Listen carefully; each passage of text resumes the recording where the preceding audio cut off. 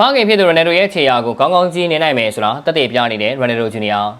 ပရိသတ်များမင်္ဂလာပါများဝီလူချောင် iPad ကိုရှေ့ကို Sport Arena ကနေအားလုံးကိုပြန်လည်ကြိုလိုက်ပါရစေ။ကမ္ဘာဘောလုံးသမိုင်းမှာ Ronaldo ဆိုတာဂိုးသွင်းအများဆုံးစံချိန်ရှင်ဖြစ်နေမှာကဘောလုံးလောကရဲ့ပြားရုပ်တစ်ခုအဖြစ်နေပါရပ်တည်နေတာဖြစ်ပါတယ်။အခုချိန်မှာတော့သူ့ရဲ့အကြီးဆုံးသားဖြစ်တဲ့ Ronaldo Jr. ရဲ့အလှည့်ကိုရောက်လာပါပြီ။အခုဆိုရင်သူဟာအသက်15နှစ်အရွယ်ကိုရောက်ရှိနေပြီဖြစ်ပြီးအရက်6ပေတလက်မရှိတဲ့ဖခင်ဖြစ်သူ Ronaldo ထက်တလက်မအရက်ပိုမြင့်နေပြီဖြစ်ပါတယ်။ဒီတော့အသက်16နှစ်မတိုင်ခင်အတွင်းမှာ Ronaldo ထက်ပိုပြီးတော့အရက်ထက်မြင့်အောင်မဲ့အနေထားမှာရှိနေတာပါ။ Ronaldo Jr. ရဲ့ဖွားကသူ့အဖေရဲ့ကစားမဘွားပြောင်းရွှေ့မှုတွေနဲ့တိုက်ရိုက်ဆက်နွယ်နေပါတယ်။ကမ္ဘာ့စစ်မြေအကယ်ဒမီတွေမှာစနစ်တကျလေ့ကျင့်ခွင့်ရခဲ့တာဟာသူ့အတွက်တော့တခြားလူငယ်တွေထက်အများကြီးတာလွန်တဲ့အခွင့်အရေးဖြစ်ခဲ့ပါတယ်။အီလီမီမာဂျူနီယာဟာဂျမန်အသက်9နှစ်အောင်တင်မှာစတင်လေ့ကျင့်ခဲ့ပြီးအဲ့ဒီအချိန်ကတည်းကဂိုးသွင်းဆက်လုံးလို့ဂိုးတွေတစ်ပွဲသွင်းယူခဲ့တာပါ။စုစုပေါင်း28ပွဲကစား58ဂိုးသွင်း18ကြိမ်ဂိုးပန်နေပေးနိုင်ခဲ့ပြီးဖခင်ဖြစ်သူချီယာကိုနင်းနိုင်မယ်ဆိုတာပြသနိုင်ခဲ့တာဖြစ်ပါတယ်။ Ronaldo အင်္ဂလန်ကိုပြန်လည်ရောက်ရှိလာချိန်မှာလည်းတားဖြစ်သူက United Academy ကိုရောက်ရှိလာခဲ့ပါတယ်။အဲဒီမှာ Rayoni ရဲ့တားဖြစ်သူ Caroline နဲ့အတူတွဲဖက်ကစားခဲ့တာကလည်း United fan တွေကိုအသေးခိုက်စေခဲ့တာပါ။ Junior ရဲ့ကစားဟန်ကိုလေ့လာကြည့်ရင်သူ့အဖေရဲ့လူငယ်ကစားမဘွားကစားဟန်နဲ့အနေငယ်ကွဲပြားတာကိုတွေ့ရမှာဖြစ်ပါတယ်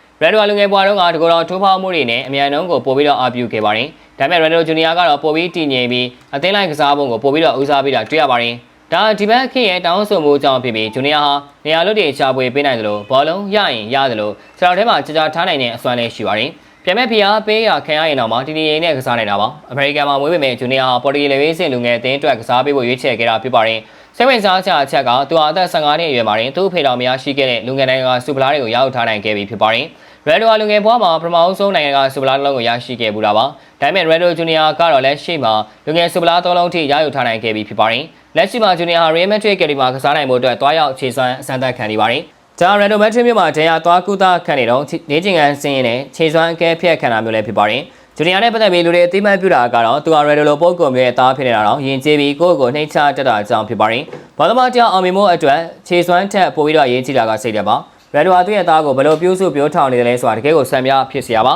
။ Ronaldo ကသူ့သားကိုသူကကျွန်တော်လိုပဲပြိုင်ဆိုင်လို့စိတ်ရန်ပြင်းထန်ပါတယ်။ရှောင်းအမာကိုတင်မတက်မုန်းတာအဲ့ဒီစိတ်ရိုက်ကိုကျွန်တော်သဘောကျရလို့ပြောဥပါတယ်။ဒါအပြင် Ronaldo ဟာသားဖြစ်သူကိုတင်းကျပ်မတိုင်တွန်းမဲ့သူဖြစ်ချင်တာကိုပဲပံ့ပိုးပေးမယ်လို့ဆိုထားပါတယ်။ဒါပေမဲ့ Ronaldo ရဲ့တင်းကျပ်တဲ့စီကံတွေလေ့ကျင့်ခန်းတွေကတော့သားဖြစ်သူရဲ့အသွေးသားတွေမှာစိတ်ဝင်နေပြီဆိုတာသိတာလာပါတယ်။ Junior ကျွန်တော်ဖေရဲ့စံချိန်အားလုံးကိုချွတ်ပစ်မယ်လို့တော့သူ့ဖေကိုစင်ခေါ်ထားဥပါတယ်။ဒီလိုရီမန်းချက်ကြီးတာကသူ့ကိုရှေ့ဆက်ဖို့တွန်းအားဖြစ်စေမှာအသေးချပါပဲ။ Junior ရင်ဆိုင်ရမယ့်အခက်အခဲဆုံးရန်ကတော့နိုင်ရှင်မှုတွေပဲဖြစ်ပါတယ်။သူပါပဲလို့သူ့ဖေနဲ့အမြဲတမ်းနိုင်ရှင်ခံနေရမှာဖြစ်ပြီးအမားယုံနေငယ်ရှိတာနဲ့ဝေဖန်မှုတွေကပြင်းပြင်းထန်ထန်ခံရနိုင်ပါတယ်။ဘာလဲဆိုတော့ခြေတဲ့သားလေးယောက်ရောပကန်းရဲ့သားရောင်မောင်မြင်ခဲ့တယ်လို့ပီလီရဲ့သားကလည်းဘောလုံးမှာတာမန်ပဲဖြစ်ခဲ့တာကိုကြည့်ရင်မြင်နိုင်ပါတယ်။ဒါကိုဂိုင်းထွင်နိုင်မှုလိုပါတယ်။ Ronaldo ရဲ့အိမ်မက်တစ်ခုကတော့သူ့သားနဲ့အတူတသင်းထဲမှာ professional ပွဲစဉ်တွေကိုကစားသွားဖို့ပါ။ဒီအိမ်မက်ကအခုဆိုရင်လက်တွေ့ဖြစ်လာဖို့တော်လေးကိုနေဆက်နေပါပြီ။ Junior ဟာဘောလုံးခမာရဲ့ထိပ်တန်းကစားမဖြစ်လာဖို့ရည်ချင်းပြည့်ရှိနေပါပြီ။ဒါပေမဲ့ဖခင်ဖြစ်သူရဲ့ကနဝင်စင်တန်းကိုကြော်ဖြတ်ဖို့ကတော့မဖြစ်နိုင်သလောက်ခက်ခဲလိမ့်မယ်ဆိုတာပါပဲ။ဘောလုံးကမှာတရားပဒနာတွေစိတ်ပိုင်းဆိုင်ရာဖိအားတွေဆိုတာအများကြီးရှိနေတတ်ပါတယ်။ဒါတွေကိုသူဘယ်လိုကြော်ဖြတ်နိုင်မလဲဆိုတာကစောင့်ကြည့်ရမှာပါ။နောက်ပြီးတော့ပရိသတ်တွေကလည်း